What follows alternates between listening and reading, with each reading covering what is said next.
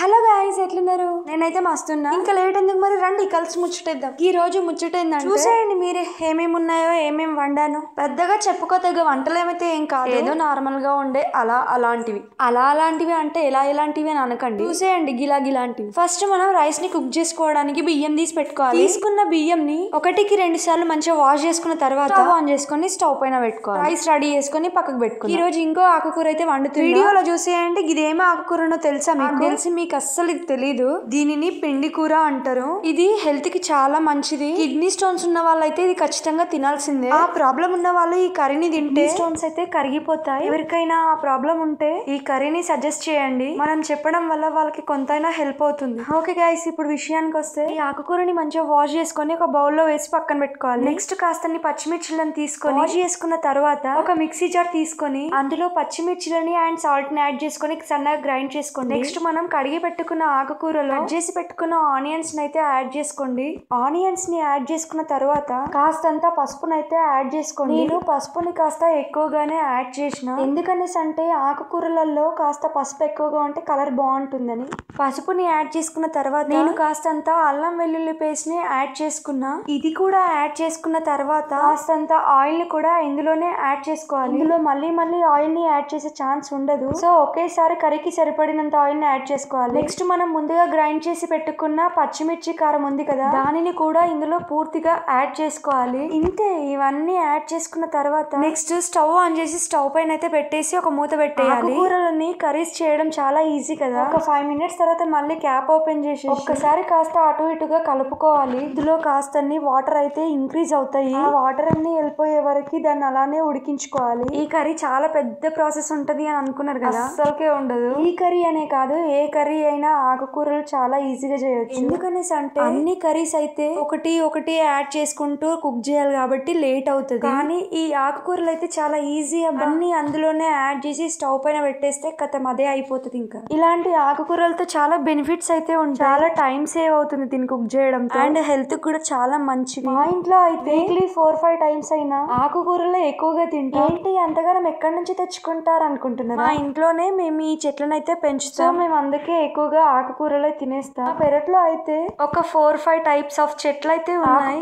మా పెరట్లో పెరిగే చెట్లన్నిటిని చూపిస్తారని చెప్పాను కదా, కాస్త బిజీ ఉండడంతో నాకు కుదరట్లేదు గైస్. ఈ వీక్ డేస్ మీల్ 7 డేస్ అయిపోయాక నెక్స్ట్ అదే వీడియో అయితే మీకోసం పోస్ట్ చేస్తాను. Thank you friends. డే 1 వీడియోకి నేను ఎక్స్పెక్ట్ చేసిన దానికన్నా ఎక్కువగానే రీచ్ వచ్చింది. థ్యాంక్ యూ వెరీ మచ్ మీకు అందరికి. జస్ట్ 1 డే లో అంత వ్యూస్ వస్తాయని నేను ఎక్స్పెక్ట్ చేయలేను. జస్ట్ ఒక చీప్ గా 30 మెంబర్స్ చూస్తే చాలనుకున్నా. ఓకే గైస్, ఇది ఉడికిన తర్వాత దీన్ని తీసి పక్కన పెట్టేసుకోండి. ఇంకా నెక్స్ట్ చింతపండును అయితే తీసుకొని మంచిగా వాష్ చేసుకొని చింతపండు రసాన్ని అయితే తీసి పక్కన పెట్టేసుకోండి. దీనితో నేను చింతపండు చారును అయితే చేయబోతున్నా. ఈ చారు అయితే డైలీ మా ఇంట్లో ఉండాల్సిందే. డైలీ చేస్తాం దీనిని. మా డాడీకి అయితే ఇది చాలా ఫేవరెట్. నాన్ వెజ్ ఉన్న పక్కన పెడతాడు కానీ దీన్ని మాత్రం పెట్టాడు. చింతపండు రసం ని పక్కన పెట్టుకోండి. ఇంకా తీసి నెక్స్ట్ ఒక బౌల్ ని తీసుకొని దానిలో ఈ చింతపండు చారును అయితే వేసుకోండి. ముందుగా కట్ చేసి పెట్టుకున్న ఉల్లిపాయలలో రుచికి సరిపడినంత సాల్ట్ ని యాడ్ చేసుకొని వీడియోలో చూపిస్తున్నట్టుగా బాగా కలుపుకోండి. ఆ ఉల్లిపాయలు మొత్తం జ్యూసీగా కావాలి. అయ్యే వరకు మంచిగా ప్రెస్ చేసుకోండి. ఎంత మంచి నాన్ వెజ్ ఐటమ్ ముందు పెట్టి డాడీ అయితే చారు చేయలేరా ఇవాళ అని అడుగుతాడు. అంటే అంత పిచ్చి మా డాడీకి ఇదంటే. ఈవెన్ నాకైనా ఇష్టమే ఇది, కానీ నాన్ వెజ్ ని పక్కన పెట్టే అంత అయితే కాదు. ఇది కూడా చాలా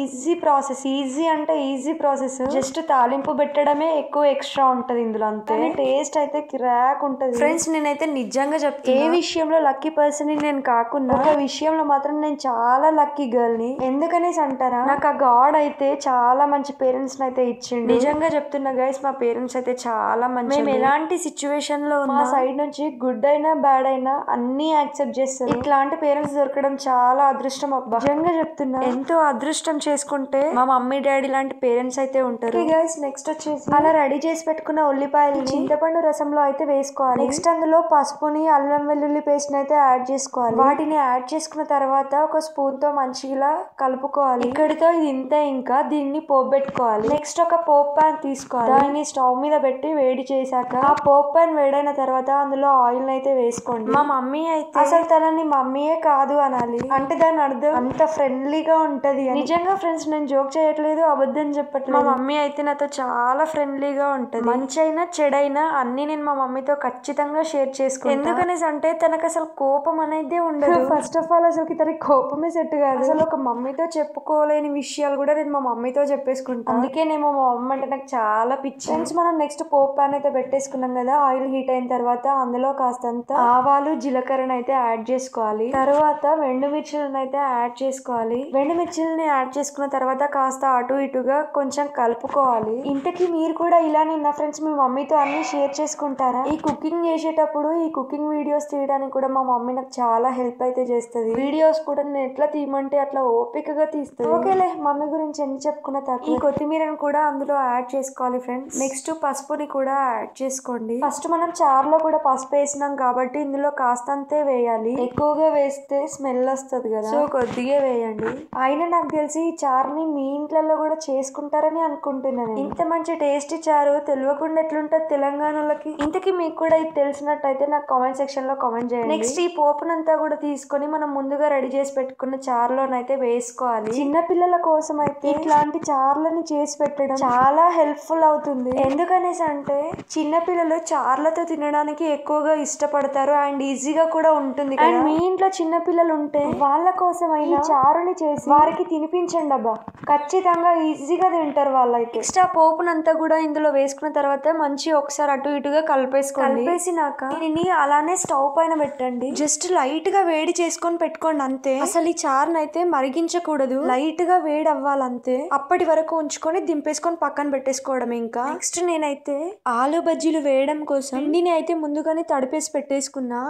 నెక్స్ట్ మనం మళ్ళీ స్టవ్ ఆన్ చేసుకుని బాండి పెట్టుకోవాలి బజ్జీలని వేసుకోవడానికి. బాండి హీట్ అయిన తర్వాత తగినంత ఆయిల్ అయితే అందులో వేసుకోవాలి. ఫ్రెండ్స్ ఈ రోజు మీ ఇంట్లో ఏమేమి స్పెషల్స్ ఉన్నాయి, మీరేమేమి తిన్నారు, ఇంతకీ అసలు తిన్నారా తినలేదు? టైం కి తినండి అబ్బా, కాస్త టైం కి తినేసి హెల్త్ కాస్త జాగ్రత్తగా ఉంచుకోండి. నెక్స్ట్ ఆయిల్ హీట్ అయిన తర్వాత ముందుగా తడిపేసి పెట్టుకున్న పిండిలో ఆలు పీసెస్ అయితే అందులో వేసేసి ఆయిల్ హీట్ అయిన తర్వాత ఒక్కొక్కటిగా అందులో వేసేసేయండి. ఫ్రెండ్స్ నాకైతే ఆలు బజ్జీలకి పిండి చాలా తక్కువ పట్టేసి ఉండాలి, అలా అయితే క్రిస్పీగా ఉంటాయి బజ్జీలు. నాకు అందుకనేసి ఆలుకి పిండి పల్చగా పడితే ఇష్టం. అందుకనేసి నేనైతే పల్చగా తడిపాను. ఆలుకి పిండి ఎక్కువ పట్టడం లోపల పిండి ఉడకక పిండిగా ఉంటాయి కదా, సో నాకు అందుకనేసి అలా నచ్చదు. మరి మీకు ఎలా ఉంటాయి ఇష్టమో కామెంట్ సెక్షన్ లో కామెంట్ చేయండి. ఫ్రెండ్స్ ఫస్ట్ ఆఫ్ ఆల్ మీకు అందరికి సారీ. ఎందుకనేసి అంటే నేను డైలీ ఒకటే టైం వీడియోస్ అయితే పోస్ట్ చేయలేకపోతున్నా.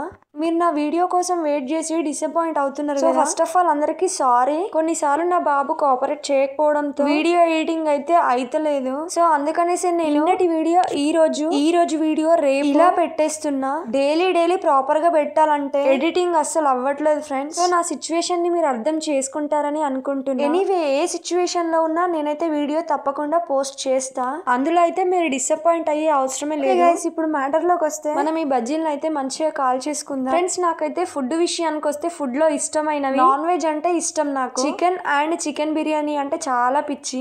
ఫుడ్ కూడా నేను స్పైసీగానే తింటా, చప్పగా అస్సలు తినను. ఇంతకీ మీరు కూడా నాన్ వెజ్ లవర్సేనా? మీకు ఏమేమంటే ఇష్టం? మీరు కూడా స్పైసీ లవర్సేనా? మీరు కూడా స్పైసీ లవర్సే అయితే అండ్ నాన్ వెజ్ లవర్స్ కూడా అయితే వీడియోకి లైక్ చేయండి. చూసేద్దాం నాలాంటి spicy lovers and non veg lovers ఎంత మంది ఉన్నారు. ముచ్చట్లో పడి మనం బజ్జీలను అయితే మర్చిపోయాం. ఇప్పుడు కాస్త వాటి సంగతి ఏంటో చూద్దాం. మంచిగా కాలిన బజ్జీలను అయితే ఇక తీసి పక్కన పెట్టేసుకోండి. చూసేయండి ఒకసారి సన్న లేయర్ తో ఎంత మంచిగా అనిపిస్తున్నాయి కదా, చాలా మెత్తగా అయితే వచ్చినాయి. ఫ్రెండ్స్ ఇందులో కూడా మా మమ్మీ నాకైతే హెల్ప్ చేస్తుంది. నేను ఒక సైడ్ ఇవి వేస్తా ఉంటే మా మమ్మీ మరో సైడ్ నేను వీడియో తీసుకోవడం కోసం రోటీ అయితే చేస్తుంది. చూసేయండి ఫ్రెండ్స్ రోటీ కూడా అయిపోయింది. ఇంకా లేట్ ఎందుకు, తినేయడమే. తిన్న తర్వాత ఏదో ఒకటి తాగాలి అనిపిస్తుంది, సో అందుకనే ఈ జావా అయితే చేసిన. ఇంతకీ మీకు ఈ జావా తెలుసా? ఎప్పుడైనా టేస్ట్ చేశారా? చాలా హెల్త్ బెనిఫిట్స్ ఉంటాయి దీని వల్ల. ఎవరికైనా బ్లడ్ తక్కువగా ఉంటే ఈ జావాని తాగండి, బ్లడ్ ఇంక్రీజ్ అవుతుంది. బ్లడ్ ఇంక్రీజ్ చేయడానికి ఈ జావా చాలా హెల్ప్ చేస్తుంది. ఓకే ఫ్రెండ్స్ నెక్స్ట్ వీడియోలో కలుద్దాం. అంతవరకు వీడియోస్ ని లైక్ చేయండి, షేర్ చేయండి అండ్ సబ్స్క్రైబ్ చేసుకోండి. మన ముచ్చట ఇక్కడితో ఆపేసి నెక్స్ట్ వీడియోలో మళ్ళీ ముచ్చటేద్దాం.